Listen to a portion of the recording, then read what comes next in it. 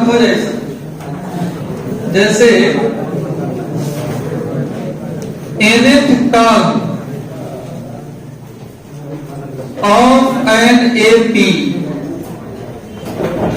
from beginning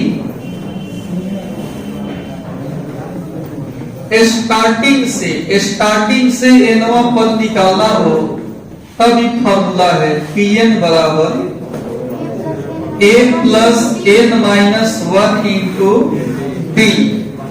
ये starting से nवां पद निकालने का फॉर्मूला है।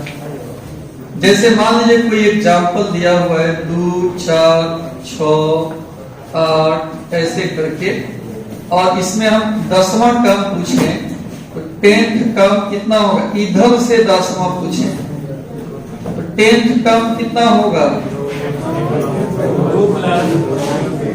a plus 9d, a plus n minus 1 into D है ना। a का मतलब 2, डिफरेंस अगला में से पिछला घटाओ, सबको आता है। सिंपल, ये तो सिखा रहे हैं 2-3 दिन से, ये सबको आता है, मैट्रिक में भी पढ़ के आए हैं। तो ये जो फॉर्मूला है कि nth term from beginning, starting से कोई 20वां 30वां पद निकालने का फॉर्मूला है। अब यहाँ एक फॉर्मूला हम लोग सीखेंगे कि अंत से, मान लो अंत में कोई टर्म दे दिया गया हो और अंत से 5वां पद निकालना हो, अंत से 6ठा पद निकालना हो, तो कैसे हम लोग निकालेंगे? ठीक है, थोड़ा सीधा करके। तो अंत से निकालने के लिए कैसे फॉर्मूला होगा, तो यहां देखिए, इसके लिए हम बात कर रहे हैं nth term of an AP from end. समझ रहे हो हम क्या कह रहे हैं? अंत से nवां पद AP का nवां पद अंत से क्या होगा, इस पे हम बात कर रहे हैं। अंत से nवां पद कैसे निकालेंगे? शुरू से निकालने के लिए तो फॉर्मूला है हमारे पास, Pn बराबर a plus n minus 1 into D.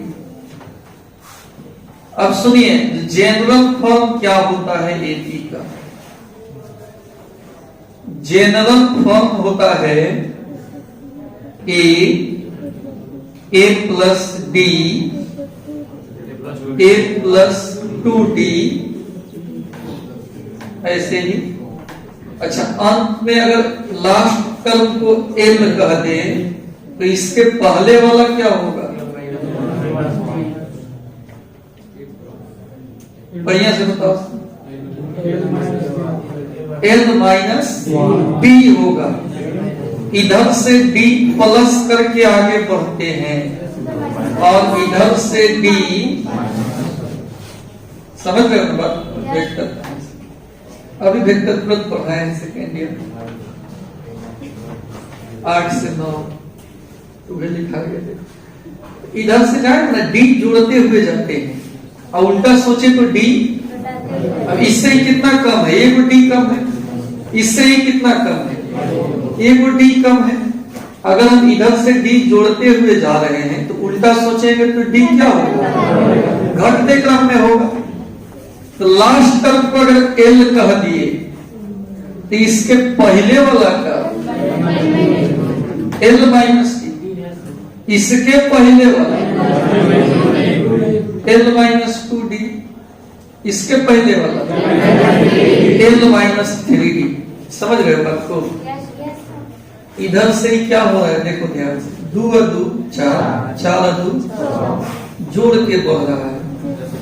उल्टा सोचे तो 8 में से 2 गया 6 में से 2 गया 4 में से 2 गया 2। उल्टा का घटते क्रम में हो, सीधा बढ़ते क्रम में, सीधा प्लस करके लिखा गया है। आप उल्टा अगर सोचे तो माइनस करके।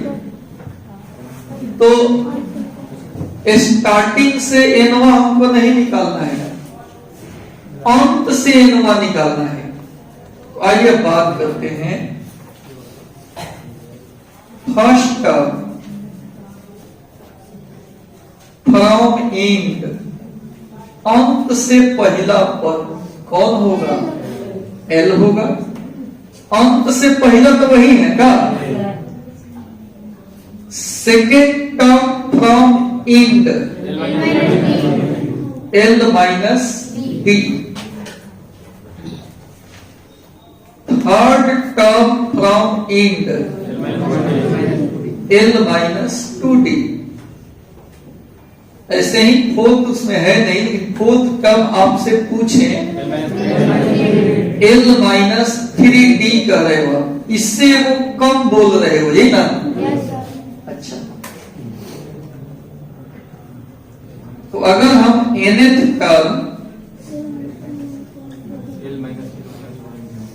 फ्रॉम एंड पूछे, अंत से nवा पद एल माइनस, इससे वो कम डी का गुणक होगा। जैसे यहाँ 4 है तो डी का गुणक 3, 3 है तो डी का गुणक, ये वो कम है कि नहीं? अच्छा, यहाँ 1 है तो यहाँ डी का गुणक छोड़ना तो 0, ऐसे लिख सकते हैं। 0 इंटू डी 0 में ना होगा। तो देखो 1 है तो 0d, 2 है तो 1d, 3 है तो 2d, ये को कम इंटू डी हो रहा है। तो n के लिए कितना होगा? ये भी tn का ही फॉर्मूला है, लेकिन ये फॉर्मूला कहाँ से है? अंत से पूछेगा तो ये फॉर्मूला यूज करेंगे, वहां पे ये फॉर्मूला यूज नहीं होगा। ये a प्लस है, अब वहां कौन सी है? एल माइनस है। याद रहेगा ना फॉर्मूला? एक बार उच्चारण कीजिए। ईटीएन कितना है? ईटीएन कितना है? दोनों में क्या अंतर है? शुरू से है, शुरू से अगर कोई पद निकालना और अंत से कोई पद निकालना हो तो उसके लिए फॉर्मूला। इसको लिखिए अब सुनिए, इस पर एक एग्जाम्पल।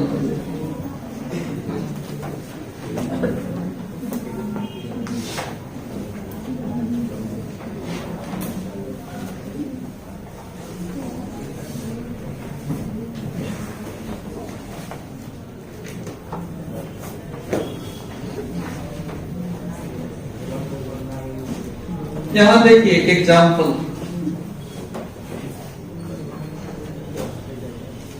एक 2 4 6 8 10 और 24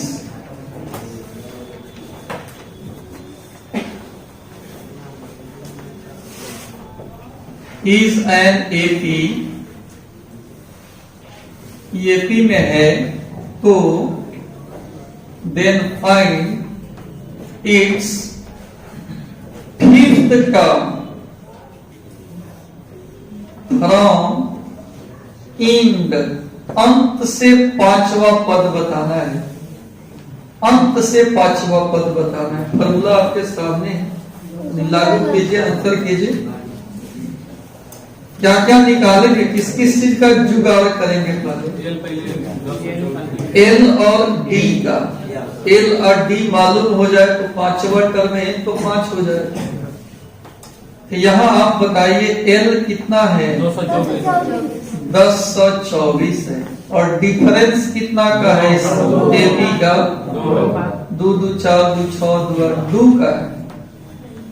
नाउ पहले फॉर्मूला लिख देंगे कि nth टर्म फ्रॉम एंड, बार बार फॉर्मूला लिखेंगे तो फॉर्मूला भी याद हो जाएगा। L minus n minus 1 into d. अभी तो एक नजर में याद हो गया होगा, ठीक है? 1016 ही हो। ये फॉर्मूला तो एक नजर में याद हो गया होगा, लेकिन बड़ा जल्दी दिमाग से उतर भी जाता है, इसलिए इसको बार बार लिखिएगा। एल का मान 10 से 24 और आपसे पूछ रहा है फिफ्थ टर्म फ्रॉम एन के जगह पर 5 रख दीजिए और डिफरेंस 2 10 का 24, 5 में से क्या 4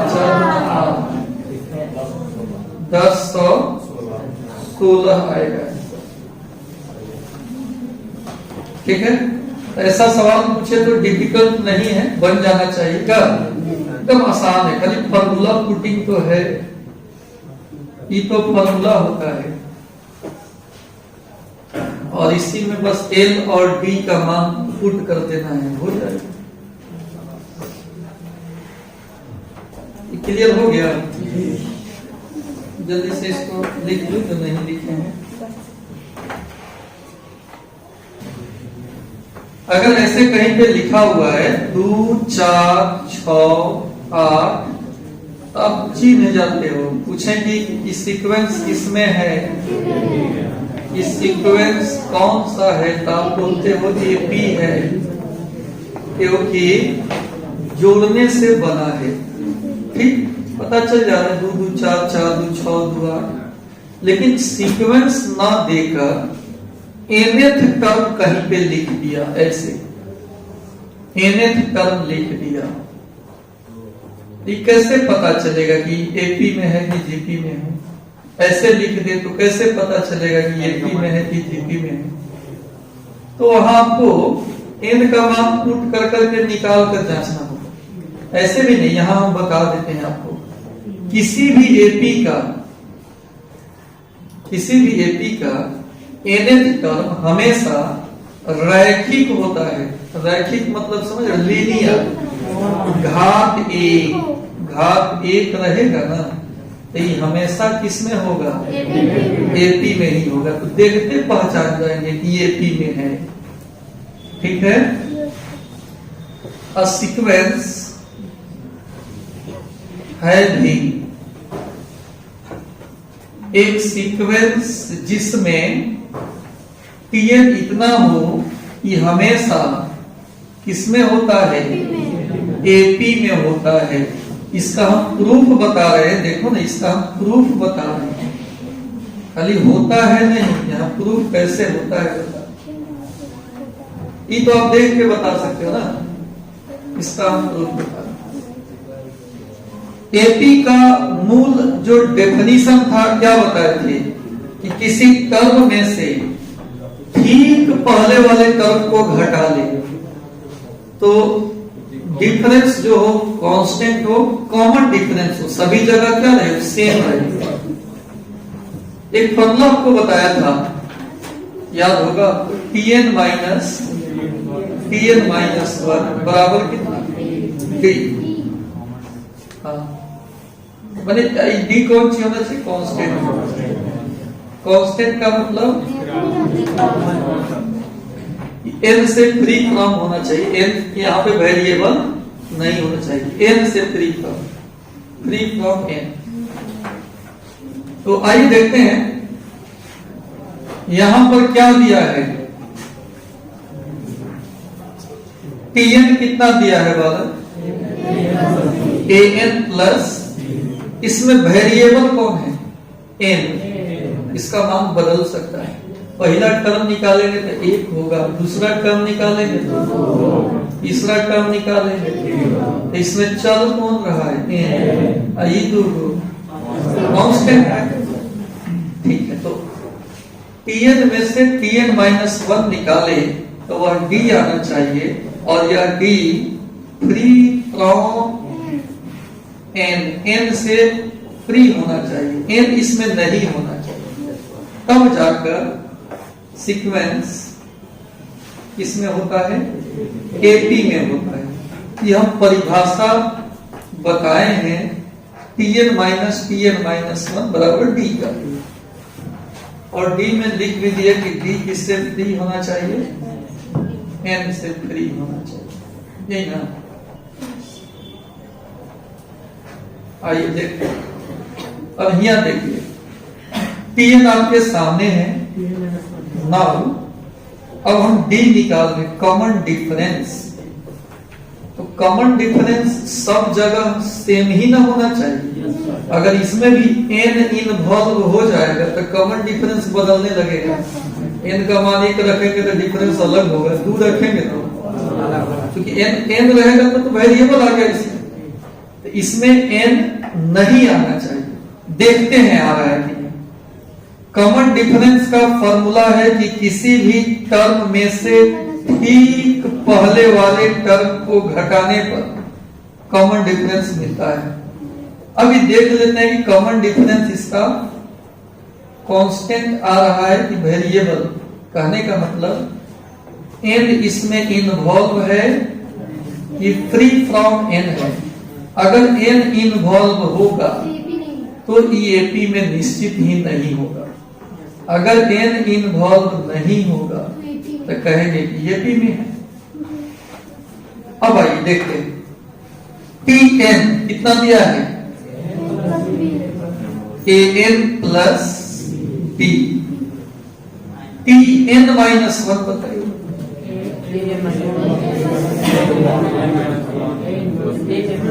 सुनिए, ठीक है, समझ गए कि n है तो यहाँ n लिखा हुआ है। अगर यहाँ 2 रहे तो यहाँ 2 लिखा रहेगा। अगर यहाँ 3 रहे तो यहाँ 3 लिखा रहेगा। अगर यहाँ n-1 रहे तो यहाँ a इंटू प्लस b। किसका वैल्यू है, इसका वैल्यू। आई किसका वैल्यू है, Tn का वैल्यू है। ये समझ में आया नहीं आया? यहाँ n-1 सोचो ना, यहाँ n-1 यहाँ भी क्या दिखेगा, n-1 वाला चश्मा लगाएंगे तो यो n-1 दिखने लगेगा। अब सुनिए बहादुर, an प्लस b गुना कीजिए an minus a plus b। an plus b minus an plus a minus b। an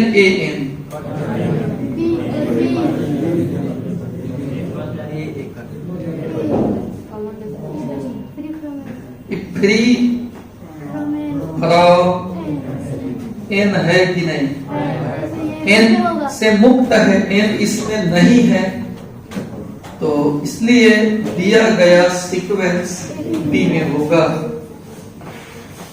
क्योंकि फॉर्मूला होता है बीच में लिख लीजिएगा, इसलिए given sequence is an AP.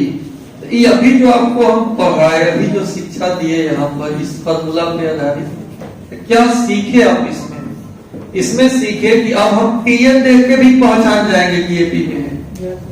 जो Tn इस कॉल में लिखा रहे, जैसे देखो यहाँ देखो Tn दे दे 2n प्लस 5, इसमें होगा ये Tn दे दे 7n माइनस 3, इसमें होगा निश्चित ही एपी में होगा। n का मान 2 4 5 6 7 8 सब रख के देखो से एपी बन जाएगा।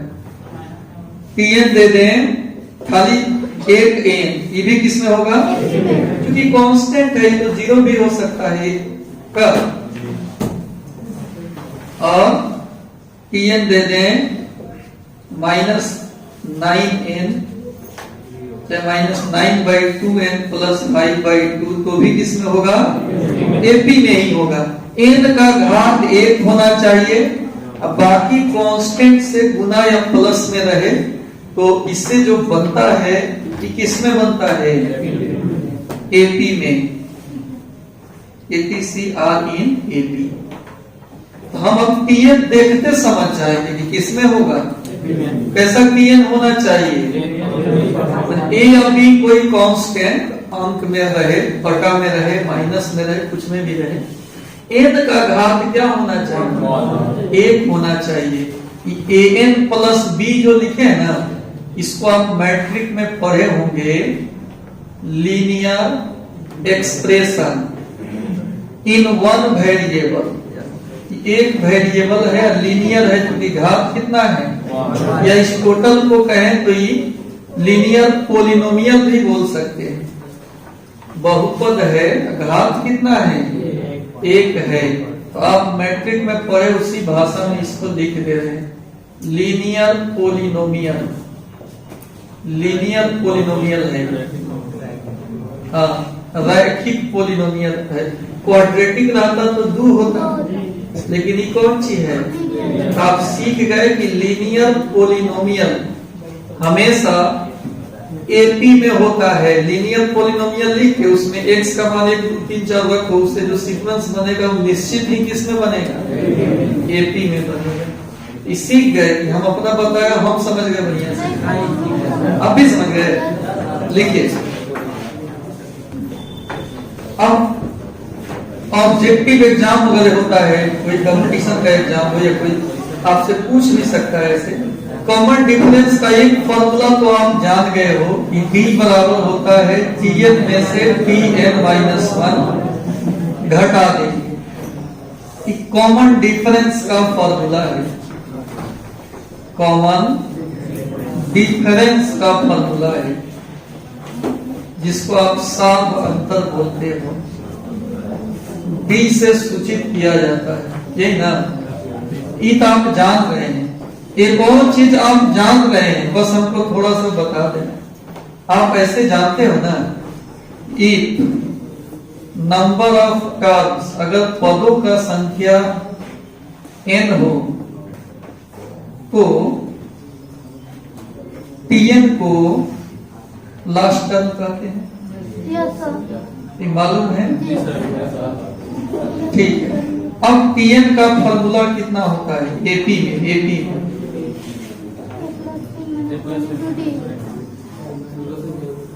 Tn होता है a प्लस n-1, और यहाँ Tn के जगह पर l पुट कर दिया। इसकी आगे घट जाएगा l माइनस a बराबर, तो कॉमन डिफरेंस का एक नया फॉर्मूला भी हो गया, l माइनस a बटा n माइनस, एक भी फॉर्मूला होगा। अब d बराबर पूछ दे 4 गो ऑप्शन में, एक ऑप्शन ये भी रहे, नॉन ऑफ दीज रहे, तो कॉमेबुलर का ध्यान इस पे आएगा, लेकिन ये फॉर्मूला इसका ध्यान रख लीजिएगा। l माइनस a, सुनिए, लास्ट में से पहिलका को घटा लेना है। अब पदों के संख्या में से एक को घटा के भाग दे दो, इससे भी क्या निकलता है? d ही निकलता है। तो ये भी एक जानकारी वाला बात था। लिख,